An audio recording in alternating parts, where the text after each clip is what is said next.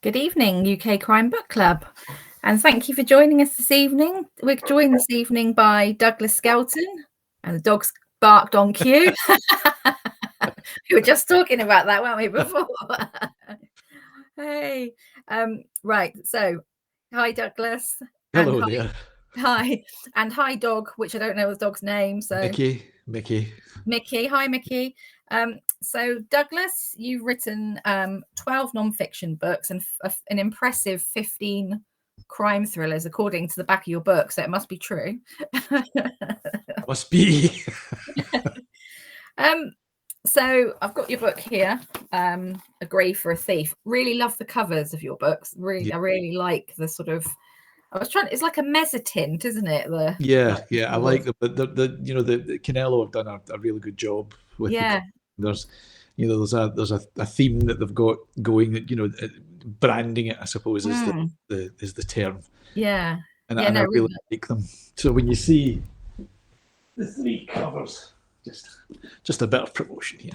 Yeah. No, go ahead. All together, they really do look. I think they look really good. Whether it's in the hardback or the paperback versions.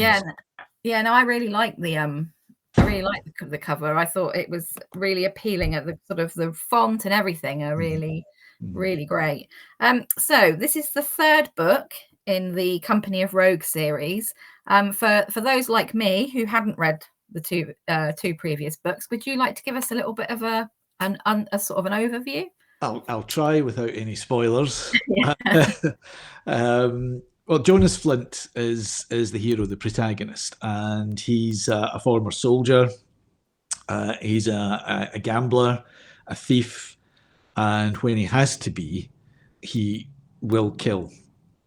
They're set in the early 18th century, and Jonas works for Colonel Nathaniel Charters, who was his commanding officer in the army and who he saved from the battlefield at Malplaquet, if that's how you pronounce that. But Nathaniel Charters repaid that by blackmailing him basically into working for the Company of Rogues, which is an ultra-secret intelligence group based in London. And as the series goes on, you discover that it has its roots in the intelligence network set up by Elizabeth I's spy master. And Nathaniel Charters is now the head of it. So he blackmails Flint into working for this. So that means he's a spy, he's an investigator, and it gives me a lot of scope to put him into all sorts of situations. So the first one was An Honourable Thief, and it dealt with the possibility that there was a document or a will or a letter that was left by Queen Anne which kind of bequeathed the throne to her half-brother, who was the old pretender, as they called him, a Jacobite. Naturally, that would cause all sorts of complications for the country because the throne had been promised to George of Hanover. So Flint was detailed to find this, and that led him to come back to Edinburgh, where he was born. And we find out a bit more about his background then and why he left and the people that he left. And it opens up some old wounds for him, and all sorts of things happen in Edinburgh. The second one, A Thief's Justice, he makes friends with a judge, but that judge is then murdered, and Flint takes it upon himself, with a bit of encouragement from his friend Belle St. Clair, who is a sex worker, high-class sex worker, because one of her friends has been accused of the murder and is in Newgate prison. So Flint is investigating the murder. But we find out a bit more about the shadowy fellowship, who were also involved in the will situation. Now they're a group of somebody described them in a review recently as near Masonic, and I suppose that's kind of right, but not quite. They are like that, I would think, if you want to get a comparison, think of Spectre in James Bond books, films. So the Fellowship is kind of like that. They are very, very powerful. They are business people. There are noblemen. There are all sorts of people in this organization. And their one aim is to make more money. And to do that, they will manipulate governments. They will manipulate politicians. They will try and create wars so that there's profit in war, and they want to make it. So you find out a bit more about that in A Thief's Justice. And now in A Grave for a Thief, we have Flint's half-brother, who he discovered existed. And he's part of the Fellowship, and he wants Flint out of the way because he's fearful that Flint's going to come after his inheritance. Now, Flint's got no intention of doing that. He's got no interest in it. But Lord Henry Moncrief is part of the Fellowship, quite a high-ranking part of the Fellowship, and he's trying to get rid of Flint. And so the third one begins with Charters giving Flint his mission to find a lawyer who knows all about the Fellowship and was willing to tell Charters about it, but then he disappeared. So Flint's sent to find him. And that search takes him from London, where there's all sorts of skullduggery going on in London, to the north of England, where he finds that there's violence and skullduggery even in a rural setting. Yeah, no, I mean, we spoke about it just before we came on. I hadn't read the two previous books, and I had no problem in, picking up. Although I would say that I want to know more now. I need to know more about Jonas Flint because he's such an interesting character. I imagine that. Did you always sort of set out for him to be a series? Did you always know that this was going to be a series? No, I didn't even know I was going to write it in the first. What happened was I've got another series of books, the Rebecca Connolly series. Yeah, I saw that. Yeah, they're contemporary thrillers. And in one of them,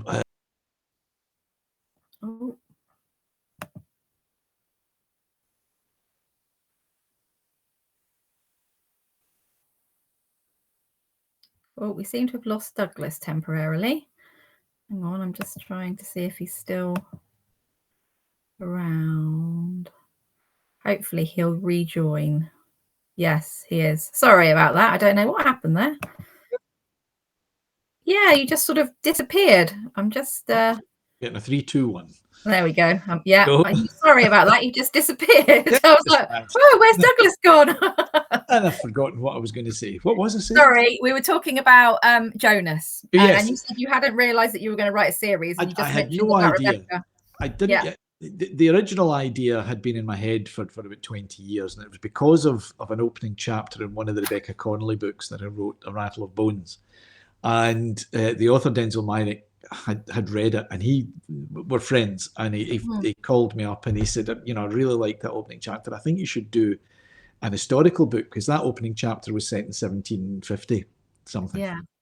And I said, Denzel, writing a chapter is one thing, but a whole book is something else. And he said, no, I really think you should do it. He said, that was really interesting, and the way that you wrote it and the language that you used. And as the conversation went on, I said, well, funnily enough, I've had one in my head for about 20 years, and I told him about it, and that was An Honourable Thief. And he said, you have to write that. That's a really great idea. And I said, I don't know. It's an awful lot of work and all the research. No, I've never written an historical book. And we shared an agent, and he told Jo Bell. And next time I spoke to her, she said, so what's this about an historical book then? So that was it, kind of. That was it. And so she said, well, how long will it take you? Very, very rational, Jo. And I'm an author. And I'm like, oh no, I just can't do it. And she's very rational. And she said, how long would it take you to do it? I said, I don't know, Jo. There's not, I've done a lot of research over the years, which I had, because I just filed it away. And she said, well, how long would it take? And I said, I don't know, quite a while. So in her head, I'd said 2 years. Yeah. In my mind, I was thinking 6 months. Oh, really? Yeah. As Good it job it turned wasn't the other out, way around. yeah. So as it turned out, I wrote the first draft in 3 months. Wow. Because it had been in there and I'd done the Yeah. bulk of the research over the 20 years, it just all kind of dumped out onto the keyboard. Still had Mm. work to do, but the first Yeah. draft was there. And I polished it up, sent it off to her. And, you know, the rest of it was Joe went and made some, you know, had some suggestions, which I worked on. And then, you know, Canelo agreed to take it and gave us a 3-book deal. So that was how that came about, and it really wasn't my intention. I had no clue that it was going to be a series until you know Joe said to me, "I think we should give them another couple of storylines as well." So I had to go away and think of another couple of storylines, and I don't Yeah. plan. I've got no facility for planning. What I've tried, I can't do it. So all I could do was come up with basic plots, which I did for number 2 and number 3. No Yeah. idea what I was going to do with them. I've no idea where they would, end up. But luckily, Canelo accepted the kind of haphazard way that I work, and there we are. We have the first 3 books now. So that's, I mean, I find that fascinating that you don't plan, because actually you go into a lot of detail in the book. And I was going to ask you about research and sort of how you do that. And is it a period in history that you're particularly interested in? Well, I am now. Yeah. And to an extent, I was at first, because, as I said, the bulk of the research for the first book had been done piecemeal over the period. And it's not, some of my non-fiction work was historical as well, and that's how this all came about. Right. And it was a line in a bit of research I was doing for one of my non-fiction books that suggested that there might have been, or there was a story that there was a will-document letter that Queen Anne had left, but nobody ever found it. They believe it was destroyed, and that kind of stuck with me. And I thought, well, that's interesting. That would be quite good.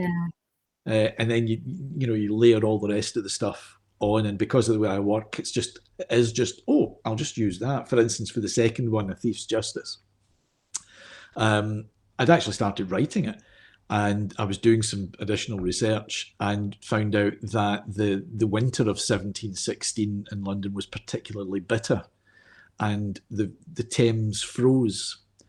Now, that wasn't particularly unusual then. No. It didn't happen every year, or every 2 years or every 3 years, but it did happen. The Thames froze, and they were able to have a frost fair on the ice. So there was tents and stalls, and they were selling food, and there were entertainments and all sorts of things going on the ice. And I found that, and I thought, I can use that. That's handy. So that's how I work. I'll find something and say, I'm interested in that. How can I use that? How can I fit that in? And it was the same with A Grave for a Thief, when I found out about what I call the milk bar in the park that had been there. Yeah. I just stumbled on that. I thought, that's interesting. I'll use that. So I had Jonas Flint going there, or talking about it anyway. I was fascinated with the Nando's. Another one, again, stumbled over that, and I thought, no, surely not. Yes, there was. So these are the things that I like, and it excites me when I find these little bits, just tiny wee nuggets of information that you try and thread into the narrative. Yeah. The point of the book is to entertain. So everything has to thread in, and it can't be, I'm here to tell you about this. I'm actually here to entertain you and tell you a story and keep you turning the pages. So I'm as historically accurate as I want to be, particularly with the real life characters that I use. So Isaac Newton appears in for a Thief. And again, this is my impression of Sir Isaac Newton. It's not necessarily the historical one, the way I want him to be for this. And it's the same with the other historical characters, Jonathan Wild, Jack Sheppard, Blueskin Blake. These were all real people, but I've used them, and these are my impressions of what they need to be in order for me to tell the story. So, like you say, to thread in and slot, to thread in so they fit in the story rather than fitting the story around them, sort of thing. Right. That's right. Yeah. I've got some hellos. So, hi everybody. I've got lots of hellos. Good to see Karen Douglas. Hi. I think it's Patricia that can't join us tonight because she's at the Sarah Sheridan event in Edinburgh, but she's going to catch up on the replay. So we'll see you then. So I really liked, like I said, I really liked the Jonas character, and you sort of said that the stories, is there sort of any characters like that you've used so like Jonas, is there sort of historical people or people that you've been inspired to sort of, what sort of inspired you to write Jonas, I guess? Jonas, I needed I needed a central character who would be intriguing and would hopefully grab the audience's sympathy. So he's quite a complex individual. He's very modern in a lot of his views, and I think we have to do that. If we were to write these characters the way that they thought, then I think to a modern audience it just wouldn't be accepted. But I don't believe in going the whole hog and making everybody politically correct, because you can't do that. They weren't in those days. It's as simple as that. They were not like that. But Jonas, there's a modern sort of tinge to him. He's very, very capable. He has darkness within him, and he's got a strong streak of sentimentality, which he tries very hard to hide, but it keeps coming back. And he will do things for people that you wouldn't think that somebody like him would do, because he feels he's got sins of his own to make up for.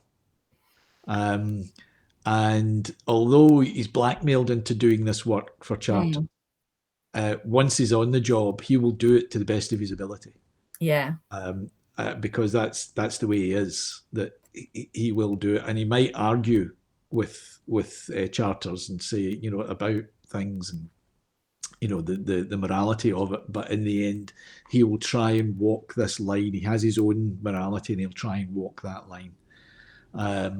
The inspirations for Jonas are all fictional. There's nobody, no real life character that I've used, so they are all fictional. So it goes back to Callan on TV. Would be one. James Bond to an extent as well. And my favourite is Shane, the Western hero. And all of these are all the influences that I have, particularly for Jonas.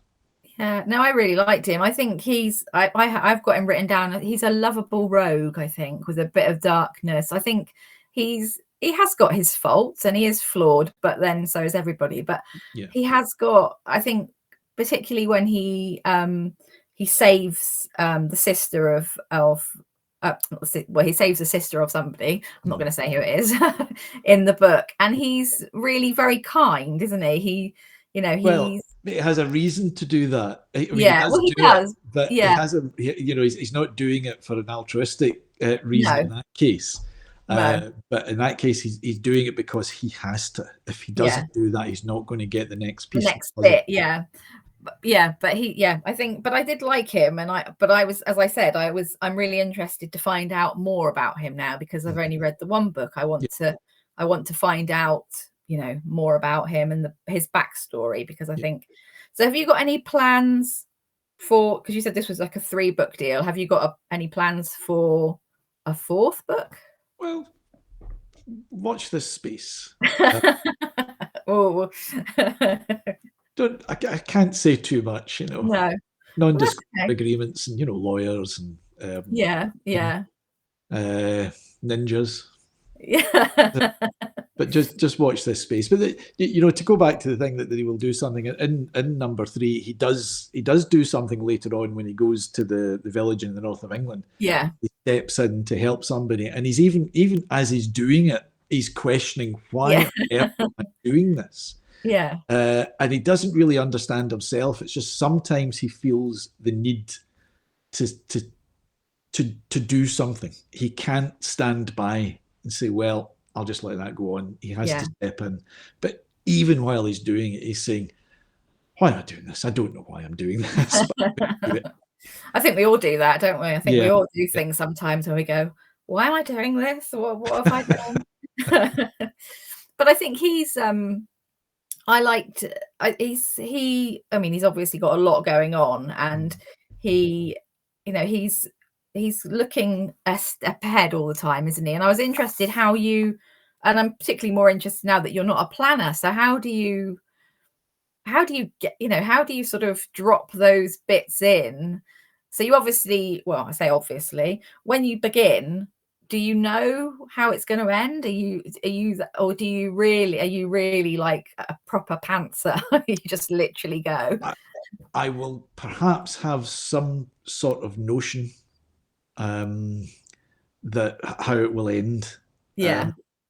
The first one ends at the Battle of Sheriff Muir, which took place in 1715, just outside Stirling. Now, I kind of always knew that it would end there. I don't know how I was going to get there or even why it was going to end there, but I knew I wanted it to end there. So the climax of An Honourable Thief takes place in a ridge above the battle. So the battle's raging below, and Jonas is doing what he does on this ridge. The second one is a kind of murder mystery, and I had no idea who did the murder. I just had to piece that together as I go. Wow. I didn't know how I was going to end it until I found out about the frozen Thames. Yeah. And when I got that, I thought I can use that, and I thought, oh, and I can end it there. Don't know how I was going to end it, but on the ice, and I knew that there was going to be this confrontation on the ice. The third one, I don't think I had a clue what I was doing with it when I started it. I just had this nebulous idea. And then I thought, well, I want to take him out of London again. I don't want it to be in London. So I thought, I want to take him out in London. And I want to do this kind of Magnificent Seven thing. And so I had this village, and Jonas, riding into it. It's a Western. It becomes a Western in a way. And he rides into the village looking for this lawyer, and discovers that there's all there's stuff going on in the village. Comes involved in that, but it is linked to what happens in London. It's not like two separate stories. It is all linked to what's going on in London. And I think, So, I didn't know what I was going to do. The whole, again, I'm watching out for spoilers here, but the whole idea about the church bell actually came to me because of the cover. I was still writing it when Canelo came up with the covers, because they knew what the story was going to be, and and they came up with the cover, and I thought, oh, I can use that. So there's a thing at the end with the church bell. If anybody reads it, you'll know what I'm talking about, which I do kind of like. I don't, quite often I'll look at what I write and say, could it be? But I had a look at that bit, which forms the climax, and I thought, I'm actually quite proud of that. I mean, I'm in awe of you that this whole book just comes from, just you sort of piece it, because I think that's really clever, because quite often people have like a really strict, this is where this is going, and then they'll sort of drop the characters in. But to sort of, because obviously as well, that could, have you ever done it so that you think where you're going, and then because of something happens that it goes in a completely different direction? All the time. There is a thing that I've said before, and I've said it quite often, I think. Although I say I'm not a planner, I think part of me does plan. I think there's a part of my brain. Stephen King talks about the boys in the boiler room who are working away when the author is doing something else, and they're still working away. And I think there's something in that.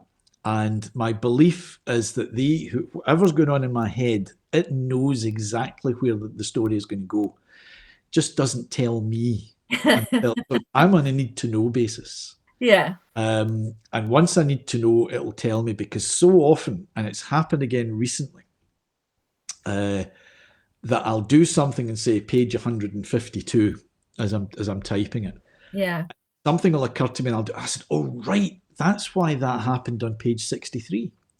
Yeah. Now, it's quite often things come together. Other times you've got to manipulate it. You have another thought and say, well, I'll change that earlier so that leads into that. But so often that it happens that it's just something that I come up with, or I think I've just come up with at the spur of the and it fits into what I've already done. I guess in some ways it's just I think everybody's sort of like you said, you're not a traditional planner in this, that you don't write down, but actually, like you said, it's working away in the background. You can see the whiteboard. I can see the whiteboard. I can't see what's written on it because it's back to front. I can't, well, apart from, even if it was, I can't even read my writing. So I do put things up there, but that's, because I'm getting on now and I forget. So I'll put things up there to say, remember to do this. Yeah. Remember to add this.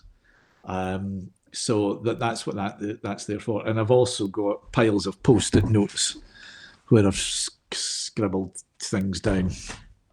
So post-it notes, can't beat them. No.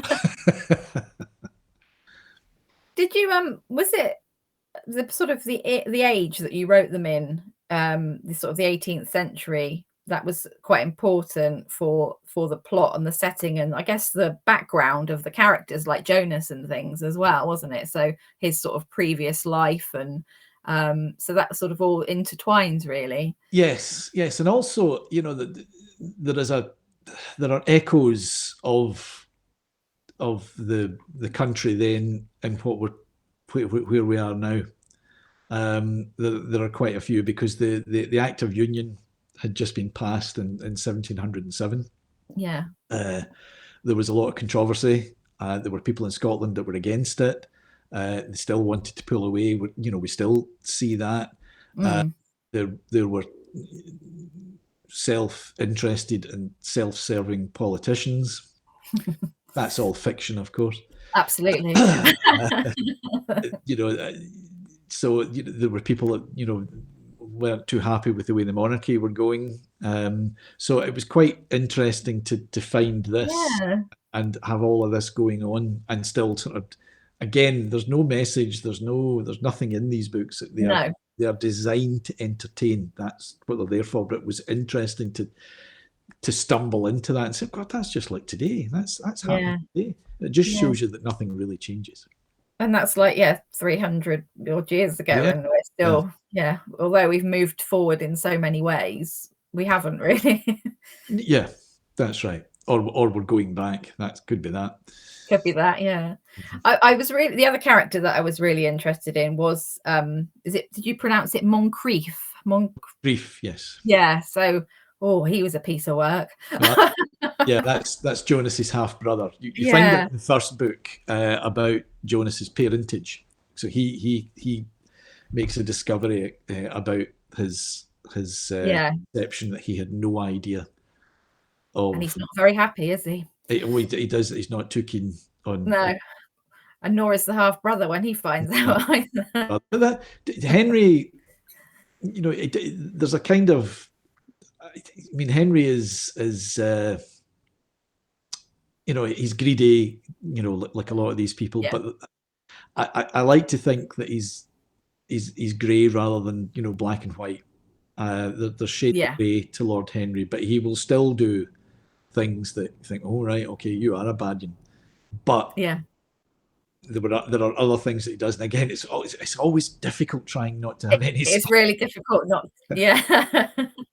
We don't want to give away the spoilers though, because obviously. But you've got this. I think you've got this antagonism between him and Flint. there.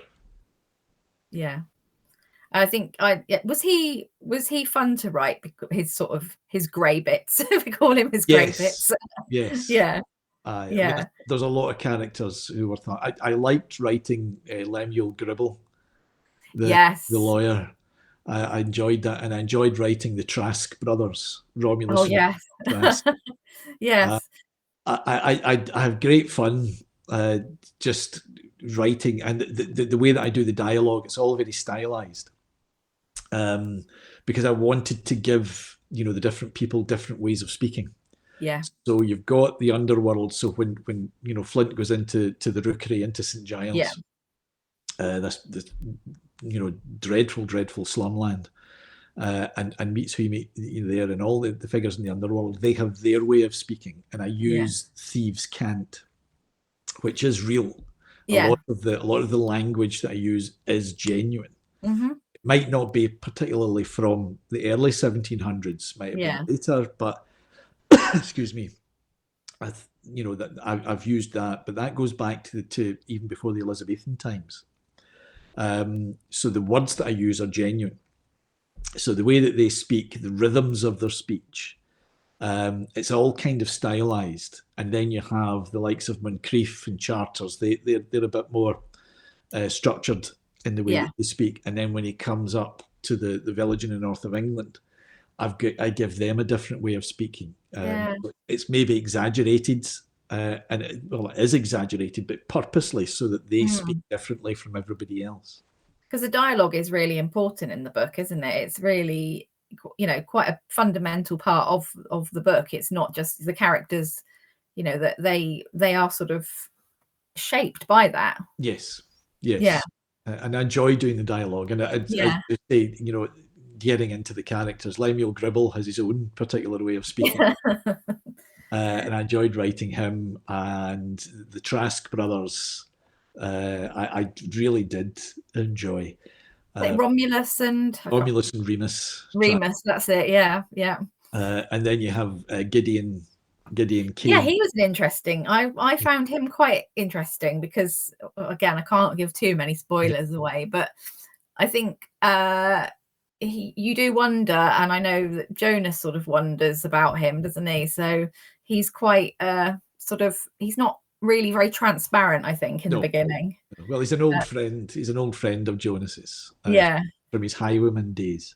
Yeah. But there's something about Gideon that you think, and so the idea is he not? Is he?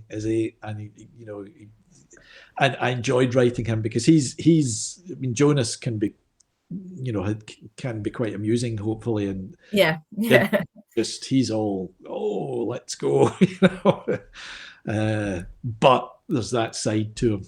There's a darkness to him as well, which well, and that's I think because I guess in some ways he's similar to Jonas, which is maybe why Jonas doesn't 100% trust him, because I guess he maybe sees some of himself, not completely, but there's sort of things that he probably recognizes about him that he would do, which is probably why he's a little bit more wary of him, I think. There is just to explain, there is a threat to Jonas. There's an underlying threat to Jonas in this, and a hired killer. He's been told that a hired killer is coming after him, and the hired killer is known as the Wraith. Nobody knows who he is, and I don't think this is a spoiler. Jonas begins to wonder if it's Gideon. Yeah.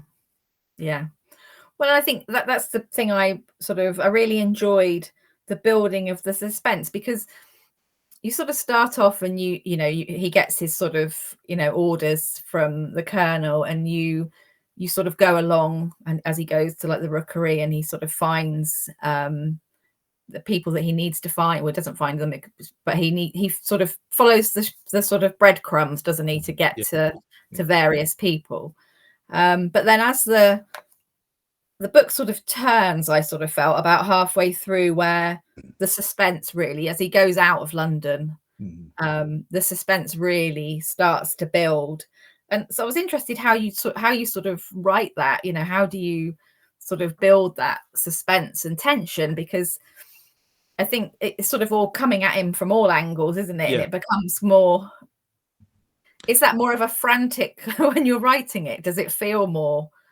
Towards the end it does, and it should, because everything's building up and you should be able to, right, here we go. I think maybe what happened there is because I did the wee prologue. Yeah. And that was added later. So the prologue is actually in the village, and you know that there's a threat here. Yeah. And I mean, hopefully it's a nice atmospheric prologue, and it starts off, it's in a rural area, there's mist, and as the mist starts to thin, there are these horsemen just lined up outside this farmhouse, just the dark shadows of the horsemen, and they're in a line.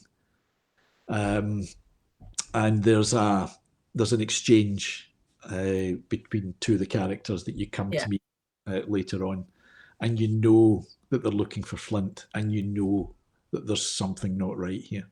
So I think maybe that helps when you get when it goes out, and you know that again by the time he's going to the village, you've got some sort of idea that something's going to happen. Something's going to happen there, because it's not an accident that he's going to this village.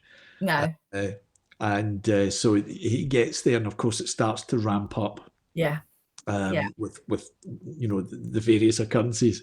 I hate sounding so vague, but I can't. I know. But no, I mean, I think there's. I think it's it's always really difficult. I think crime books are.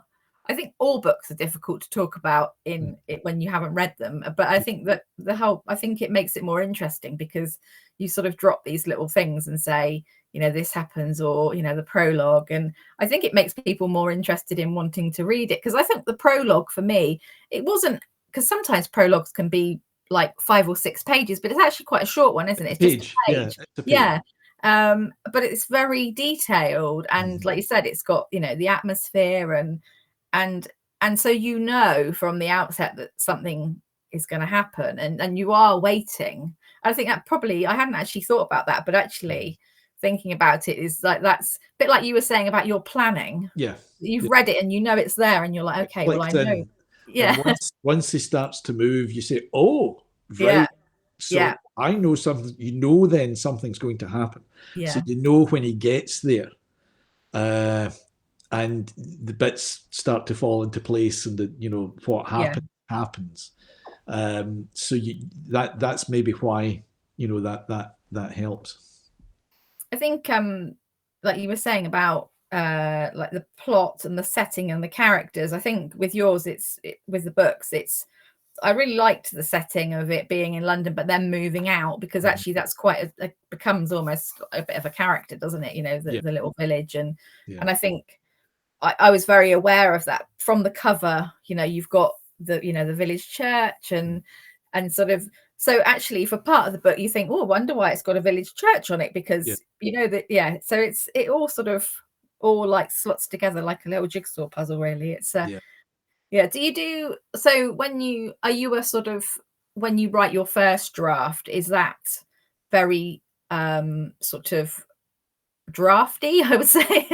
Or is it, you like holes? Has it got little holes in it? Is that what you're saying? Yes. Yeah. It can that. The first draft for me is just getting from A to Z with story. So that's the spine of it. It'll be a lot more detailed than that, because I will go, I don't just sit and write a full draft and then go back and do it. So it'll be revised as I go along.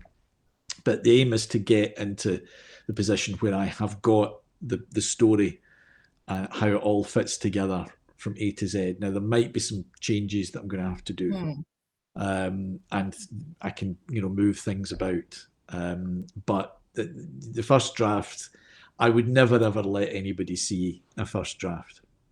Oh, really? Would it just, you're like... Yeah, because it can be. I've got to write in a linear fashion. I can't do this idea where you write, and some authors can do this, and they hit a problem, say, I don't know what I'm going to do here, but I know I'm going to do there, so I'll just jump to that. I've Yeah, no, got to I get, find that I can't do that. I've got to no. get that bit done Yeah, somehow. Even if yeah, it's, slapdash, I've yeah. got to get that bit done. And then Yeah. I can move on, and then it can come back and fix it all. Yeah, no, I find it fascinating that some people can write. I think Janice Hallett does it. She writes The Appeal, and she writes like big chunks and then puts it together. Yeah. And I'm just like, I guess it's what works for you, isn't it? Really? It's what works. There's no right way or no wrong way. The only right way is the way that works for you. Exactly. So there's no right and wrong way to do it. You do whatever works for you. Yeah. Do you find sort of, because you've obviously written non-fiction, you've written a contemporary series, and then you've written this series, is it very different, that each process? Between non-fiction and contemporary fiction and historical fiction? Yeah. Certainly between non-fiction and fiction. Yeah. Because with non-fiction, you follow the facts, or the facts as you have them. Yeah. So you have that down there, and you can't change that. You can't manipulate that. No. And unless you're in government. But so that's how that works. But fiction, it's coming out your own head. So yeah. But so the writing is still the same for me. You still get a first draft down, Yeah. and then fix the writing. So the non-fiction was true crime, or historical, Right. that I was, and it was the same thing. Just get a first draft down, Yeah. and then I can go back and fix the writing. But there was always a sheen of storytelling, on top of it. So between contemporary fiction and historical fiction, to an extent, because there's a lot more research in the historical fiction. Yeah. There's research in contemporary, of course, and probably quite a lot depending on what kind of contemporary fiction you're doing. Yeah. If you're Tom Clancy, there's a lot of research, obviously, but so there's more research to do, but it's still just right. Still trying to bring it to life, still trying to tell a story, still trying to entertain. Because I guess with the contemporary, there's so many different. I mean, I think when you think about like Jonas's time, and he gets on his horse, and and he's got his friends that he carries with him, which I'm not going to say too much about. Tact and diplomacy, yeah, yeah, like his tact and diplomacy. And so you haven't got sort of the fact that he can phone ahead, or no. It's so where it was when you're writing contemporary, you've got today everything's sort of in your hand, and it's incredibly freeing not to think about mobile phones, CCTV, DNA, fingerprints. You don't need to think about anything like that because they weren't there. So you've got this open range. Oh, great! Don't need to bother. Nobody's going to see him do this because there's no CCTV. So it is incredibly freeing. So you're kind of stuck with contemporary. You have to follow those rules. Whereas with historical, I believe, as long as it's believable, and you retain the spirit of the times as much as possible, and don't go completely crazy unless you're writing a fantasy historical. But I think you can get away with all sorts of things. Historians might disagree, and I can't blame them. But as I've said before, I'm a storyteller. I'm not an historian. Exactly, and I think when you're writing historical fiction, it is fiction. And I think I know that I've spoken to other authors in the past who've had, critics from the sort of historians saying, well, that's not how it happened, but no, it's not, because it's not a history book, it's a fiction book. It is, but it's it's maybe taking liberties with some of the historical characters. Yeah. But that's been done in fiction, for oh god, yeah, forever. Began, I think, is manipulating historical characters and making them what you want them to be. But the trick is for readers to remember this is fiction. As you say, this is not non-fiction. This is not factual. This is fiction. Yeah. I mean, even John Duck, who was in the third book, he was an actual figure. Great. Oh, right. Yeah. The sword master. Yeah. So, no. With this. Yeah. He did exist. So, you know, but it's my version of him. Yeah. I don't know if that's what he was like. That's my version. I just found out that John Duck was a sword master, worked in that lane. I thought, I'll have that. I'll put him in. Well, luckily, nobody's going to come along from 300 years ago and tell you that you got that. You got that wrong. He wasn't like that at all. Douglas, do you have a favorite author that sort of inspired you over the years? The answer I always give to that is Ed McBain. Yeah.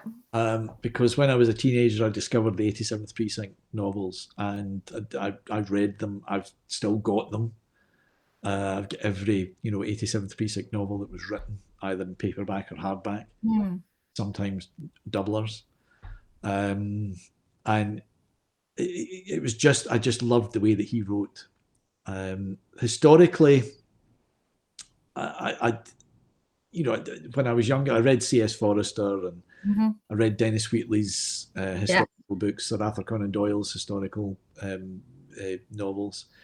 So I read that sort of thing. I mean, Robert Louis Stevenson, I suppose, would be my favourite, because I loved Treasure Island as a boy, and I loved Kidnapped as a boy, and still love them. Read a lot of westerns. Yeah, like you mentioned your westerns. Yeah. Oh, I love westerns.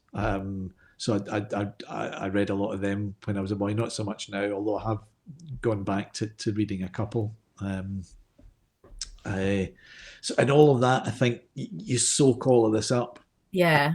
And it comes out, so everything's filtered out, and you just, bits here and bits there. And I like that idea. That's why I say, the second half of this book is like a western. It is like Shane riding into the helping the homesteaders. It is the Magnificent Seven. And if you count up the people that become involved at the end to any great degree, there's 7 of them, if you include the dog. Yeah. And that's all done on purpose. I do all of these things on purpose. I'm aware that I'm doing them. Yeah. And throughout my books, you will see wee Easter eggs to films. Yeah, I was going to say, like, little Easter eggs dropped through, and there's one blatant one, and I think it's A Thief's Justice that is so blatant. I don't know how I got away with it. But it was a nod to Raiders of the Lost Ark. And I'll just do it. I'm going to have to hunt that one out when I read it. Then. Yeah. Looking for it. You'll spot it right away. I'll go, there we go. There it is. Leslie's just said hi. Hi, Leslie. Thank you for joining us. So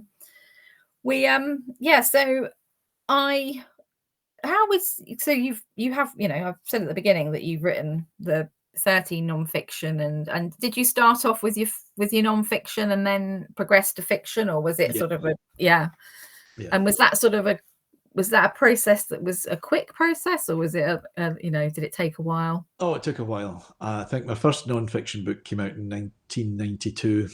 I know, I'm only 30 years of age. I was a prodigy. Yeah. So my first one came out in 1992. And there were, I think, 11, 12, I can't remember exactly how many after that.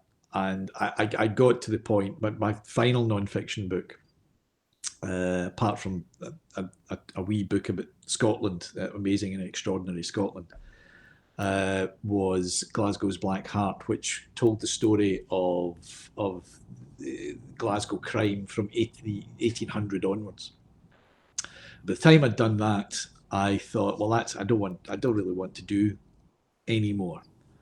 So I stopped. I'd had enough, and it took, I think, 5 years, maybe longer than that. Wow. That I moved into, or had Yeah. title accepted and published. And that was Blood City, which was the first in the Davy McCall series. There was 4 of them. So yeah, it was a long process. So I've been doing it for quite a while. I think that gives hope, because I mean, quite often you sort of, people, sometimes it's not for everybody that think people do get published overnight, and actually you had sort of a history in writing anyway, Yeah. in non-fiction. So it's not even that if you're published in one genre that you're going to go on along and get another sort of contract. No, it took me 5 years before one was accepted. Yeah. And it's not necessarily, it's not necessarily easy to be published. There are people who just write something and suddenly it's published, and that happened to me with the first non-fiction book, Blood and the Thistle. Yeah. It was accepted by the first publisher that I sent it to. So it gave me a false idea of what it was like. Yeah. And after that, with the non-fiction, it was all quite easy, because that publisher, Mainstream, would come back to me. Bill Campbell from Mainstream would phone me up every now and again, every year or so, and say, right, what's next?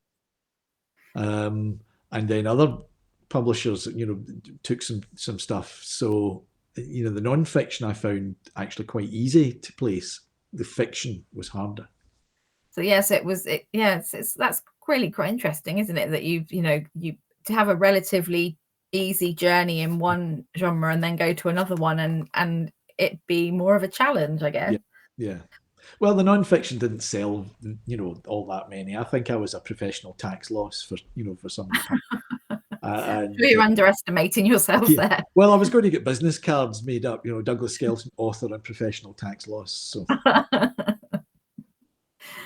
Oh, I've got a hi. Sorry for being late. That's fine. You don't have to apologise. We're not. I feel a bit teachery when it says that, but welcome for anyway. And don't tell them we're talking about them earlier on. Happy publication day. Yes, indeed. So your book's out. So book 3 is out today. Yeah. For anybody who's joined us, I don't know if you've seen the gorgeous cover, because I've got it here, and it's really. So before we finish, because it's realize it's 5 to 8, which is the time has just flown by. Have you read anything recently, Douglas, that you'd like to recommend to us, putting you on the spot? I've been doing a lot of reading for research, so it's kind of difficult. I read Helen Field's Profile K, I think it is. Is that the new one? Yes. Yes. Yeah. Which is very good. And I'm terrible for titles. Douglas Jackson. Oh, I've got that. Blood Roses. Blood Roses, yes. Yes, I've got that one, because Douglas is coming on in a few weeks. So right. Yeah. I've got that one to read. Dennis Lehane's Small Mercies, which was absolutely fabulous. I love Dennis Lehane's work, and that was, for me, in my view, for him, a return to the top form. It's wow, great book. Yeah, that's really great when that happens, and especially if it's an author that you love, that you read something that you just like, that's you're back. Yeah. I mean, his previous one, After the Fall, I don't know if Dennis will watch this or hear about it, but he'll never speak to me. I was unimpressed, but After the Fall, I just didn't think it was his best work. But then he's come back with a bang with Small. Yeah. Well, I'm sure he'll forgive us for saying that. Sorry, Dennis, but I mean, actually, we're seeing your card list. Yeah. But no, the good one. Well, we're not saying that this one's great, so that's fine.